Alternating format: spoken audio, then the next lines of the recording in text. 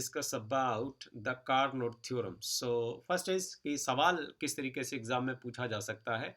तो सवाल कुछ इस तरीके से पूछ सकते हैं कि state and prove Carnot theorem. तो सबसे पहले हम जो स्टेटमेंट के बारे में बात करते हैं कि कार्नोट थ्योरम के स्टेटमेंट क्या है। तो the statement is like this कि working between two given temperatures T1 and T2, the hot and cold reservoirs respectively, no engine can have the efficiency more than Carnot heat engine। आपके पास जितने भी engine हों जो दो temperatures के बीच में काम करते हों, जिसमें T1 हॉट रिजर्वायर का हो और T2 कोल्ड रिजर्वायर का हो, तो सबसे ज़्यादा एफिशिएंसी हमेशा कार्नोट हीट इंजन की होती है। जो कार्नोट हीट इंजन जो है अभी अपने पढ़ा है, ये एक रिवर्सिबल हीट इंजन होता है। तो हम इसमें यूँ कहें सामान्य शब्दों में कि यदि आपके पास दो रिजर्वायर्स हों, एक हॉट रिजर्वायर हो और एक कोल्ड रिजर्वायर हो, तो जो रिवर्सिबल हीट इंजन होता है उसकी एफिशिएंसी हमेशा सबसे ज़्यादा होती है। तो हम डायग्राम को देखें। सबसे पहले हम इस बॉक्स में चलते हैं। बॉक्स नंबर 1, इसको हम ऐसे ले लेते हैं। इसमें एक हॉट रिजर्वायर है।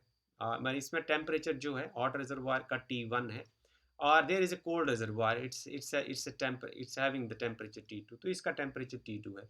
तो इन दो हॉट और कोल्ड रिजर्वायर में यदि कोई भी इंजन यदि काम करता है तो उसमें जो रिवर्सिबल हीट इंजन होता है उसकी एफिशिएंसी हमेशा ज़्यादा होती है। हम ऐसा करते हैं, हम कंपेयर करने के लिए दो इंजन इसके साथ जोड़ देते हैं, एक रिवर्सिबल और एक इरिवर्सिबल। तो ये रहा नीचे वाला रिवर्सिबल, इसको आर लिखा है, ये रिवर्सिबल हीट इंजन हुआ। और ये जो आई है ये इरिवर्सिबल हीट इंजन हुआ। राइट। सो जो इरिवर्सिबल हीट इंजन होगा और ये जो रिवर्सिबल हीट इंजन होगा ये कार्नोट हीट इंजन होगा, because basically the Carnot heat engine is a reversible heat engine. इसको हम आरसी कह देते हैं। ये रिवर्सिबल हीट इंजन, ये कार्नोट हीट इंजन है। तो हम यह कहेंगे कि कार्नोट हीट इंजन की जो एफिशिएंसी होती है वो हमेशा किसी भी हीट इंजन से ज़्यादा होती है। ये हमारा मकसद है। अब हम इसमें जानने की कोशिश करें कि इसमें बेसिकली हो क्या रहा है। इसमें हो यह रहा है, हम इरिवर्सिबल हीट इंजन से शुरू करते हैं। इरिवर्सिबल हीट इंजन है लाइक ऑर्डिनरी हीट इंजन की जैसे हम बात करते हैं। तो ये हीट इंजन क्या करता है, ये हॉट रिजर्वायर से हीट लेता है और ये जो सिस्टम है ये सराउंडिंग के ऊपर काम करता है। Here the work is done by the system on the surrounding. Right. So work done by the system that is always positive. हम यहाँ लिख देते हैं ये पॉजिटिव वर्क डन करेगा और जो बाकी हीट बचेगी उसको वो सिंकर में जो काम में जो वर्क में कन्वर्ट नहीं होगी उसको वो सिंकर में भेज देगा।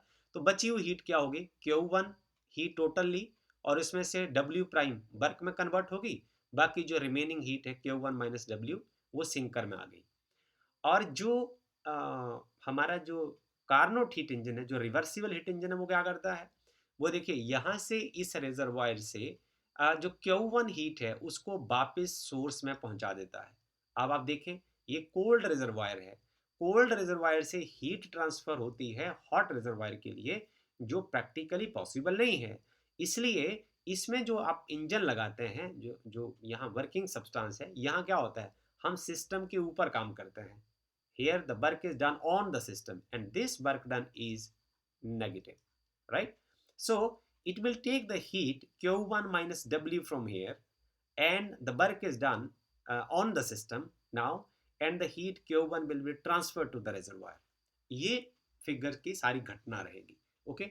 अब हम अपना जो मकसद है, हमने ये प्रूव करना है कि जो रिवर्सिबल हीट इंजन है, मींस जो कार्नोट हीट इंजन है, उसकी एफिशिएंसी जो है वो इरिवर्सिबल हीट इंजन से ज़्यादा है। तो सबसे पहले हम क्या करते हैं, इसका उल्टा इमेजिन करके चलते हैं। सपोज करते हैं, नाउ सपोज करिए, पहले हम इसका उल्टा सपोज कर लेते हैं। सपोज करते हैं हम सपोज करते हैं कि जो efficiency of the reversible heat engine, नीटा से हम रिप्रेजेंट करते हैं ना, वो efficiency of irreversible heat engine से कम है। इसको हम 1 मार्क कर लेते हैं, इक्वेशन नंबर 1 मार्क कर लेते हैं। यदि मान लो कि आपका रिवर्सिबल हीट इंजन जो है उसकी एफिशिएंसी कम है, इसका मतलब वो कम काम कर रहा है। तो मैं साफ शब्दों में ये कह सकता हूँ कि जो W है, work done by the reversible heat engine is less than work done by the irreversible heat engine. इसको हम 2 मार्क कर देते हैं। ये देखिए ना, यहाँ जो W प्राइम है ये काम कर रहा है इरिवर्सिबल हीट इंजन, और जो W है ये काम कर रहा है रिवर्सिबल हीट इंजन। इसका मतलब जो रिवर्सिबल हीट जिसकी जिस भी की भी क्षमता कम है, इसका मतलब वो कम काम कर रहा है। इसका मतलब W जो है वो W प्राइम से कम है।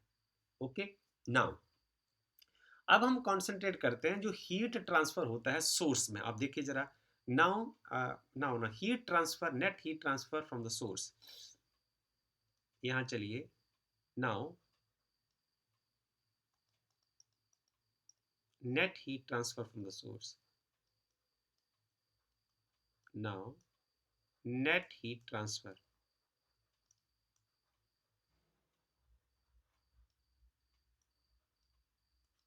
from the source.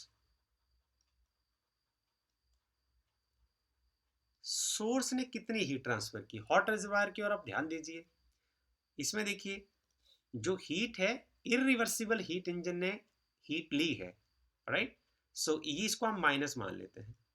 Heat is taken from the hot reservoir, but the same amount of heat is given back to the to the hot reservoir by the reversible heat engine plus Q1. This means net heat transfer from the source is equal to 0. इसके diagram के according आपके source ने कोई heat transfer नहीं की। इसका मतलब यहाँ सोर्स का होना ना होना एक बराबर हुआ। इसको इक्वेशन नंबर 3 मान लें। अब हम कॉन्सेंट्रेट करते हैं सिंकर के केस में। Net heat transfer by sinker, here net heat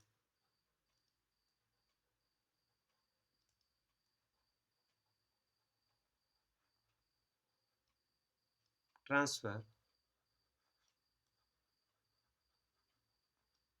net heat transfer by sinker. अब सिंकर ने कितनी हीट ट्रांसफर की जरा देखें हम। आपको ये देखना है यहाँ कि देखिए ये है Q1 और Q1 दोनों केस में है, इसका कोई कंट्रीब्यूशन नहीं है। अब आप देखें यहाँ W प्राइम जो है वो W prime is greater then W। Now Q1 and Q1 both are same. W prime is greater than W. So I can write here कि जो Q1 माइनस W प्राइम है, मैं यहाँ लिख सकता हूँ कि जो Q1 में से W घटा, it is greater than Q1 minus W prime. So मैं यहाँ पहले लिख लेता हूँ। So it is enough in the diagram also. So जो ये देखिए, जो आपके सिंकर में जो हीट आ रही है वो कम आ रही है, Q1 माइनस W प्राइम, क्योंकि W प्राइम जो है वो बड़ा है और W जो है वो छोटा है। अब देखिए आपके सिंकर में हीट कम आ रही है पर सिंकर से हीट ज़्यादा जा रही है। ओके, तो इसका मतलब यहाँ कोई ना कोई गड़बड़ झाला है। यहाँ देखिए आप, तो नेट हीट ट्रांसफर कितनी हुई? तो जो बड़ा होगा that is Q1 minus W। Q1 minus W में से आप Q1 माइनस W प्राइम को घटा दीजिए, minus Q1 minus W prime. So here we have Q1 minus W minus Q1 plus W prime. ये कैंसिल हो जाएगा, you are left with W prime minus W. आप देख रहे हैं, इसको हम इक्वेशन नंबर 4 लिख देते हैं।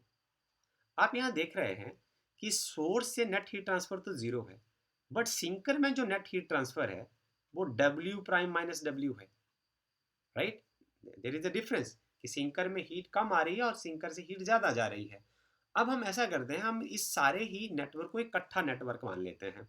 So net heat net work done by the combined system. Now we concentrate on net work done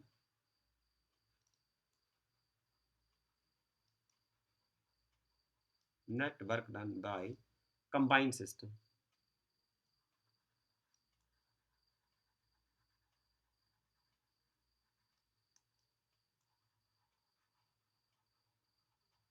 net work done by the combined system क्या हो जाएगा जरा देखना। It is equal to the work done on the system and work done by the system. This is work done by the system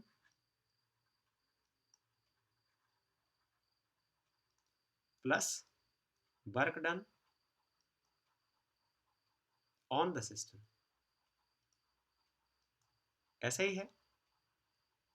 अब दोनों engine यदि हम इकट्ठे कंसिडर कर लें तो work done by the system is positive, that is equal to work done by the system W prime, this is positive, and work done on the system it is negative. So this is equal to W prime minus W. This is equation number 5. Now from equation number 5, from equation number 4 and 5, ये equation 4 और 5 आपको बड़ा सुंदर चीज information देंगी. From equation 4 and equation number 5, equation number 4 ये बता रही है कि जो सिंकर है वो हीट ट्रांसफर कर रहा है W प्राइम माइनस W. जो हीट है, heat is equal to work. Heat taken from the sinker, that is W prime minus W, and the work done by the combined system, irreversible and the reversible heat engine, it is also W prime minus W. What does this mean? This is against the second law of thermodynamics. आप समझते हैं?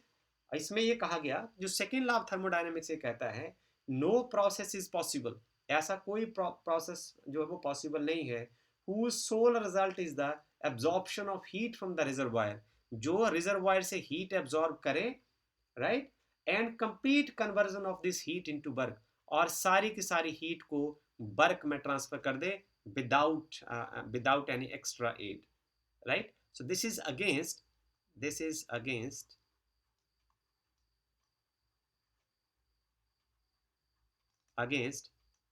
second law of thermodynamics. ये thermodynamics के second law के against है कि कोई ऐसा इंजन नहीं है जो हीट को डायरेक्ट वर्क में कन्वर्ट कर दे. This is against the Kelvin Planck statement, right. इसका मतलब क्या हुआ? दिस मीन्स दैट कि जो हमने अज्यूम कर रखा था, this means that this contradiction shows that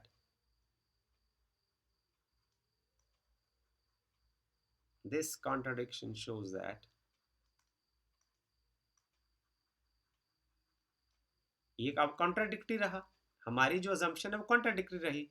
This contradiction shows that efficiency of the reversible heat engine is less than efficiency of the irreversible heat engine.